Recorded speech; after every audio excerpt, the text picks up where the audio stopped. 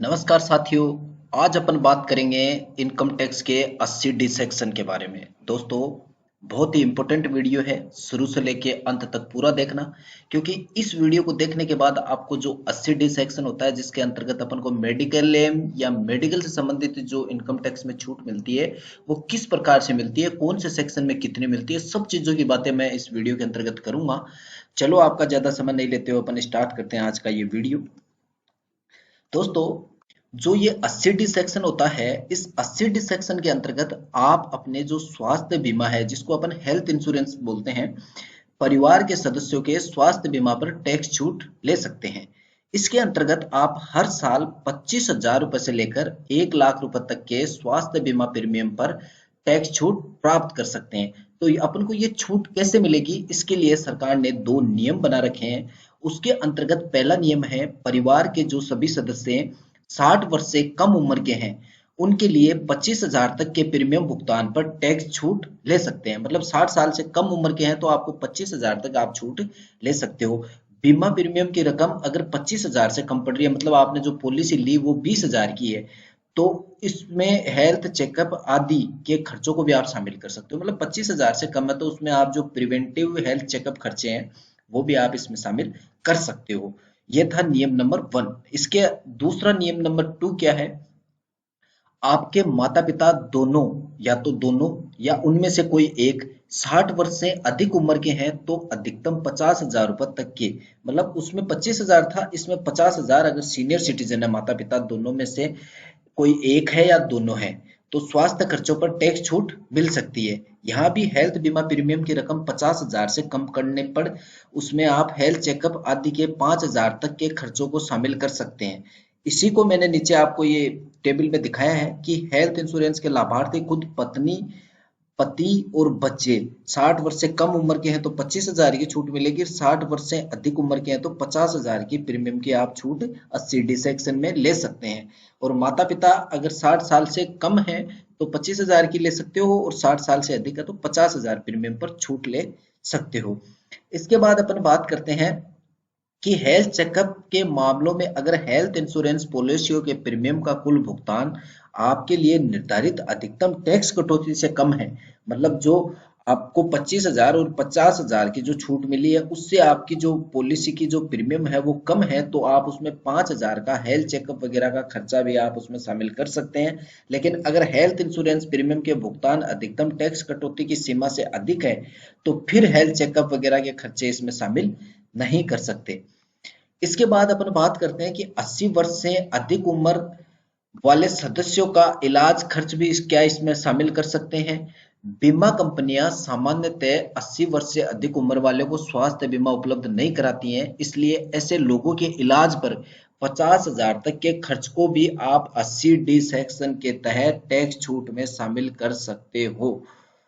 इसके बाद अपन बात करते हैं सेक्शन 80 डी की टैक्स छूट में शामिल नहीं होने वाले पेमेंट कौन से होते हैं। कौन से पेमेंट ऐसे हैं जिनके आप छूट नहीं ले सकते हो। अगर हेल्थ इंश्योरेंस प्रीमियम या मेडिकल खर्चों का भुगतान आपने नकद किया है तो उसे सेक्शन 80 डी के तहत टैक्स कटौती में शामिल नहीं कर सकते।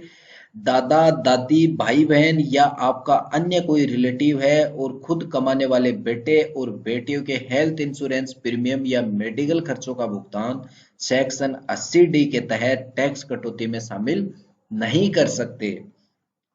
इसके बाद अपन बात करते हैं कि सेक्शन 80 डी की टैक्स छूट में शामिल नहीं होने वाले पेमेंट के अंतर्गत कर्मचारियों के लिए कंपनी की ओर से सामूहिक स्वास्थ्य बीमा यानी group health scheme, group health insurance, जो विभिन्न प्रकार की कंपनियों के द्वारा अपने कर्मचारियों के लिए प्रीमियम का जो भुगतान किया जाता है उसको भी आप 80 डी के तहत टैक्स कटौती में शामिल नहीं कर सकते। इसके बाद कुछ सेक्शन 80 डी के अंतर्गत इस और बनाए गए हैं, जैसे सेक्शन 80 डी डी बी। तो इस सेक्शन के अंतर्गत भी आपको कुछ छूट मिलती है। वो क्या है? इसके अंतर्गत वरिष्ठ नागरिकों को कुछ विशेष प्रकार की गंभीर बीमारियों के इलाज में खर्च पर टैक्स छूट सेक्शन 80 डी डी बी के तहत मिलती है, और ये छूट उम्र के हिसाब से मिलती है। तो 60 वर्ष से अधिक उम्र के नागरिकों के लिए 60,000 है, और 80 वर्ष से अधिक के उम्र के नागरिकों के लिए 80,000 है। तो सेक्शन 80 DDB के अंतर्गत वरिष्ठ नागरिकों के लिए 60,000 और 80,000 की छूट दी गई है।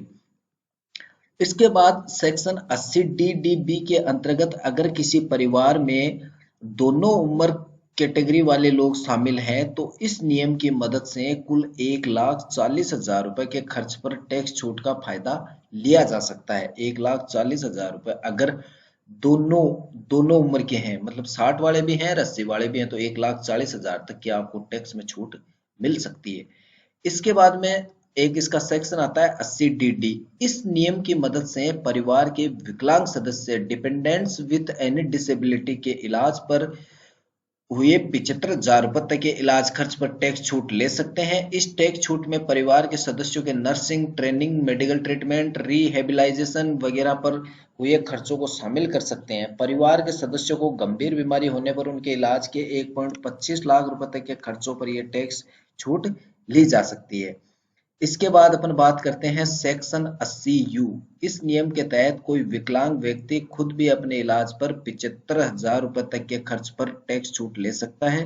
गंभीर बीमारी के इलाज पर 1.25 लाख रुपए तक के खर्च पर टैक्स छूट ली जा सकती है। इसके बाद इसका एक सेक्शन और होता है सेक्शन 17। इससे किसी कंपनी की ओर से कर्मचारी के इलाज या कर्मचारी के परिवार के सदस्यों के इलाज पर खर्च हुए टैक्स में छूट मिलती है। सेक्शन 17 की मदद से ऐसे अधिकतम 15,000 रुपए तक के खर्चों पर टैक्स छूट ली जा सकती है।